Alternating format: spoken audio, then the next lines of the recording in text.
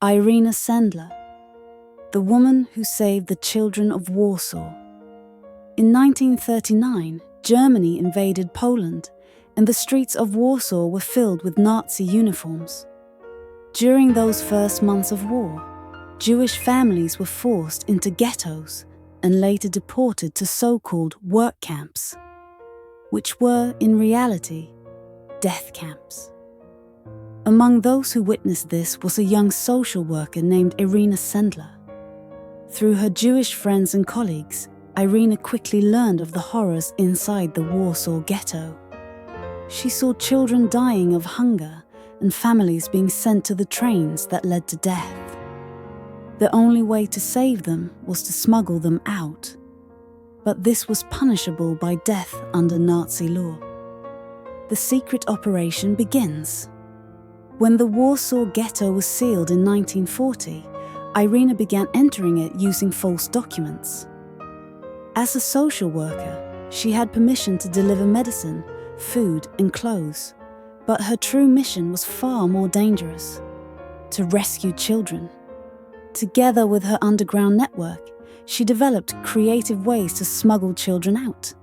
Ambulances. Children were hidden under stretchers with the excuse of infectious diseases.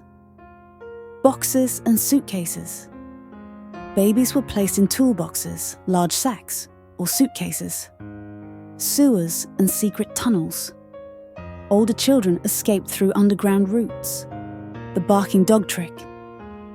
A dog was trained to bark loudly in the ambulance so Nazi guards wouldn't hear the babies crying.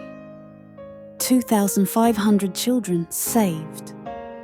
Through these methods, Irina and her team managed to rescue about 2,500 Jewish children.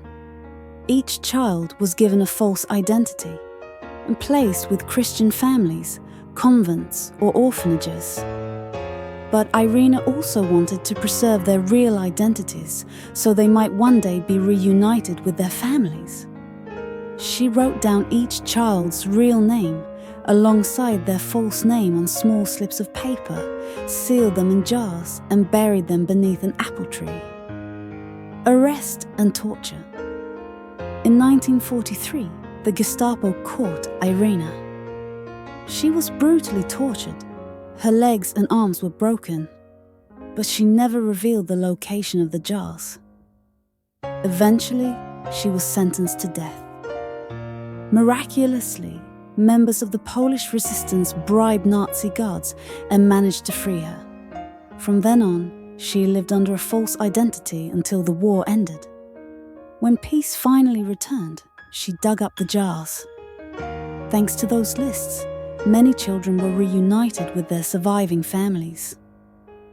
After the war, for many years, Irina rarely spoke about her actions. In her eyes, she had simply done what was necessary. Under Soviet rule, her story was largely forgotten. It wasn't until 1999, when American high school students wrote a play about her, that she became widely known. In 2007, she was nominated for the Nobel Peace Prize. She didn't win, but the world came to honor her as the mother of the children of Warsaw. Her own words.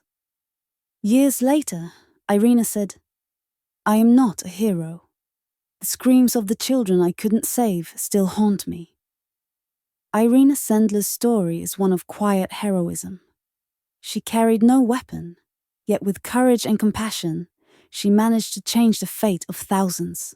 Chiune Sugihara, the diplomat who defied orders to save thousands. In 1940, as World War II spread across Europe, Jewish refugees from Poland and Lithuania were desperately searching for a way to escape the Nazi onslaught.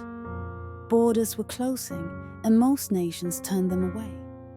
In the middle of this chaos stood an unlikely figure, Chiune Sugihara, the Japanese vice consul stationed in Kaunas, Lithuania. Sugihara was not a soldier, nor a resistance fighter. He was a diplomat, expected to follow orders, not challenge them. But when he saw the faces of desperate families outside the consulate, begging for help, He knew he couldn't turn them away.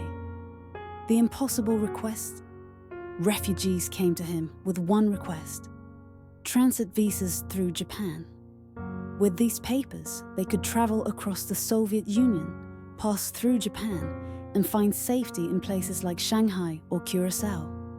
Sugihara wired Tokyo 3 times, asking for permission to issue the visas. Each time, the response came back: do not issue them. He faced an impossible choice: obey orders and watch thousands perish, or defy his own government and risk his career, his reputation, even his family's safety. The decision. One morning in July 1940, Sugihara looked out the window of the consulate at the crowd of men, women and children waiting.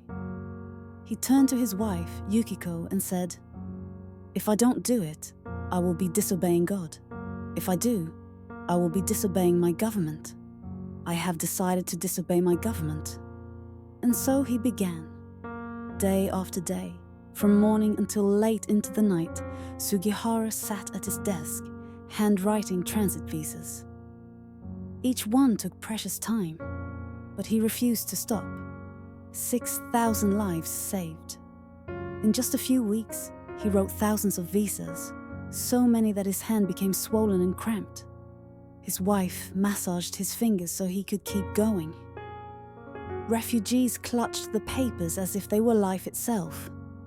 When he was finally ordered to leave Lithuania, Sugihara continued writing visas even at the train station, throwing the signed documents out of the window to waiting hands as the train pulled away. By the end of his mission, he had issued around 6,000 visas, saving entire families from certain death. The price of defiance. Sugihara's actions did not go unnoticed. After the war, the Japanese Foreign Ministry quietly dismissed him, officially citing staff reductions. In truth, he had embarrassed them by disobeying orders. He spent much of his later life in obscurity, working menial jobs, never speaking of what he had done. For decades, the people he saved tried to find him, to thank him. Many had built new lives in Israel, the United States, and beyond. They called themselves Sugihara survivors. Recognition at last.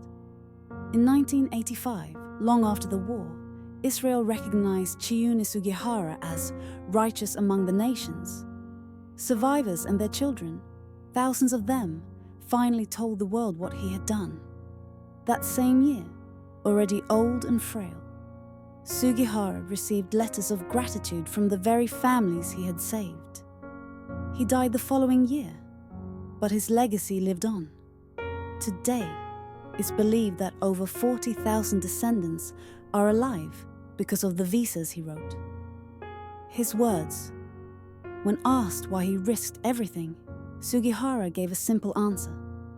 They were human beings, and they needed help. I just did what anyone should have done. Chiune Sugihara's story is not one of a soldier or a general. It's the story of a man with a pen and paper who refused to look away. In the darkest of times, his quiet defiance gave thousands a future. Witold Pilecki, the man who volunteered for Auschwitz. In September 1940, German soldiers were tightening their grip on Poland. Rumors had begun to spread about a new kind of camp the Germans were building in the town of Oświęcim, which the world would come to know by its German name, Auschwitz. Most people were desperate to avoid it. Anyone sent there was never seen again. But one man made a choice no one else dared, to go in willingly.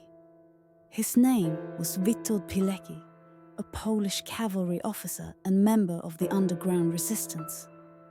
Pilecki had heard whispers that Auschwitz wasn't just a prison. It was something far worse. The resistance needed proof, someone on the inside to gather intelligence. At a secret meeting, Pilecki calmly volunteered. His comrades were stunned. Volunteering for Auschwitz was essentially a volunteering for death. But Pilecki believed that the world needed to know the truth.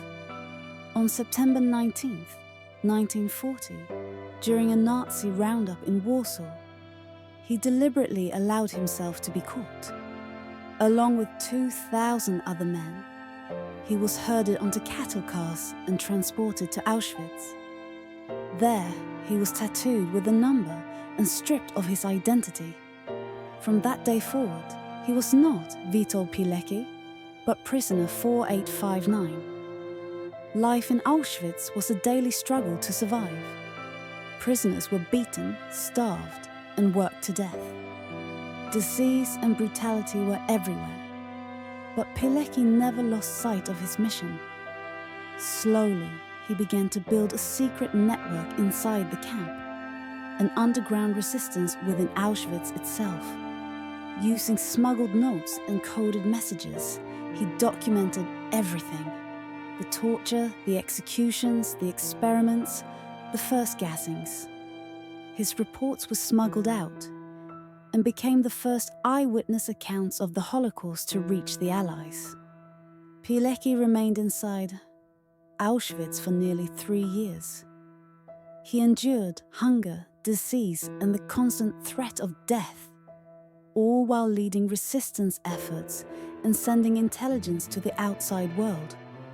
Finally, in 1943, realizing that he could do more on the outside, Pilecki made a daring escape. During a night shift at a bakery just outside the main camp, he and 2 other prisoners overpowered a guard, cut the telephone lines, and fled. Against all odds, they made it out alive. Back in Warsaw, Pilecki immediately began preparing detailed reports for the Polish resistance and the Allies. He pleaded for a direct attack on Auschwitz, or at least a bombing of the railway lines leading to the gas chambers. But his calls were ignored. When the Warsaw Uprising broke out in 1944, Pilecki fought bravely once again, this time against overwhelming German forces inside the city. After the war, he returned to Poland, hoping to help rebuild his homeland. But Poland had fallen under Soviet control, and the new communist regime saw men like Pilecki as threats.